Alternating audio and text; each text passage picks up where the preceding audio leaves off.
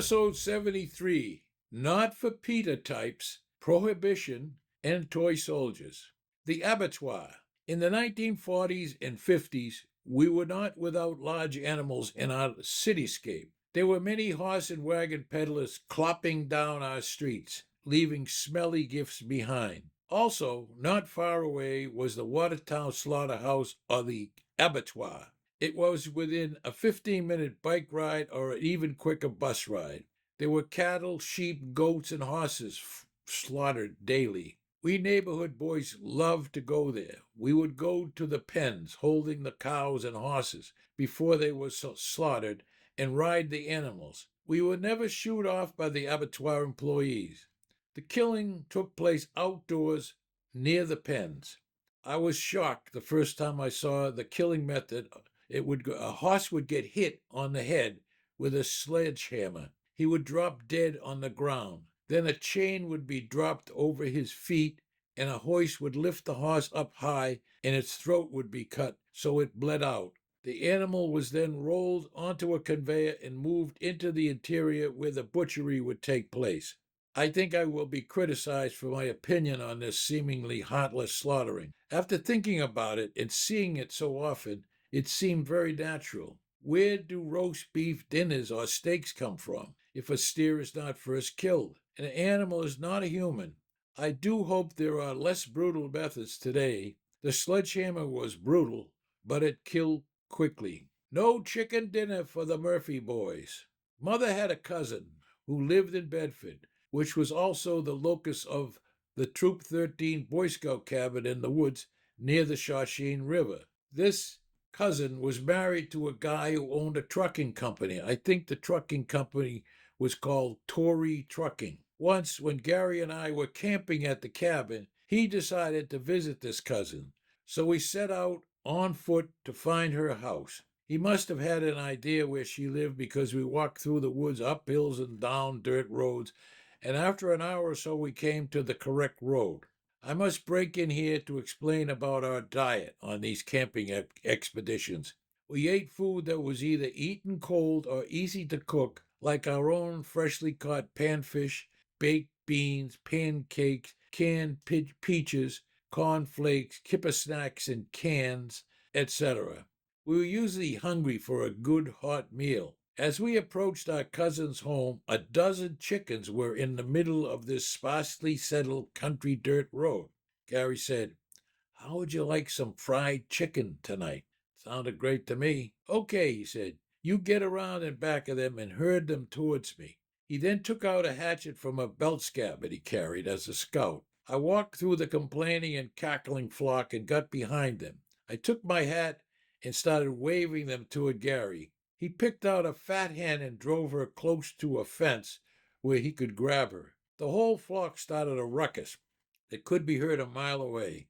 The unlucky one was fast and even louder than the others. I tried to pin her to one side, pushing her toward the hatchet man.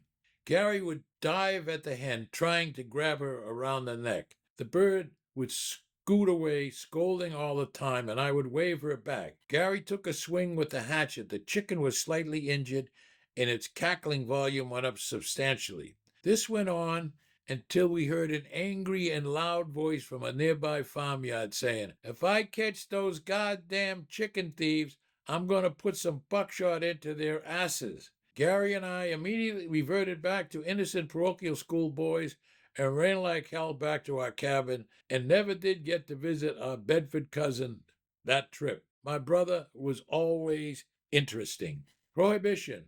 My father, Tom Murphy, had great stories about Prohibition. My cousin, Paul Murphy, remembers our Uncle Neil telling stories about his running a bootleg booze operation, bringing whiskey from Montreal to Boston. The story was all about a brawl that Neil had with three goons from a competitor's operation. He beat the crap out of all three, according to Neil. I believe the story. Neil was a tough guy. He was in both the First World War and the Second World War, and he played college football for NYU and a professional football team for the pre-NFL Providence Steamrollers. Dad told me about working for Neil, loading and delivering bootleg whiskey to Speakeasy from Somerville's Brick Bottom section, which bordered Cambridge.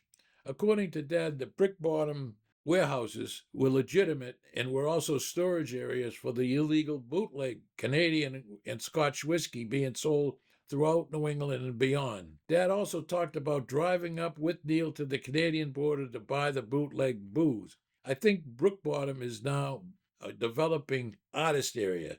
The world does change. Toy Soldiers. One Christmas, I got the best gift ever. It was a black suitcase, probably made of fiberboard, full of lead toy soldiers. They must have been very expensive when new. I was probably 3 or 4 years old, and I loved them. I would play with them for hours on the floor, speaking for each of them as I moved them around in mock battle or in other imaginary play. They were hand painted in bright colors and were of different wars. Not all were actual soldiers. Some were horses, some were cowboys, some were women, and all in period dress. There were so many pieces that the suitcase was very heavy. I had to drag it onto the floor to move it. Mother and Dad told me later that even before that wonderful gift, I had imaginary characters I spoke to and told Mother and Dad about. I was later teased by my older brother and sister about one of those imaginary characters named Nutsy Fagan. These soldiers were perfect for me. Years later, I asked my mother where those soldiers were. She said they were thrown out, but I bet today they would be worth $10,000. Easy come, easy go. This is Rod Murphy. Thank you for viewing or listening to my podcast episodes. I really appreciate it. If you liked it, and if you so choose, I ask you to send a good review and or refer a friend who might be interested in this Old Boston podcast series. Again, my thanks.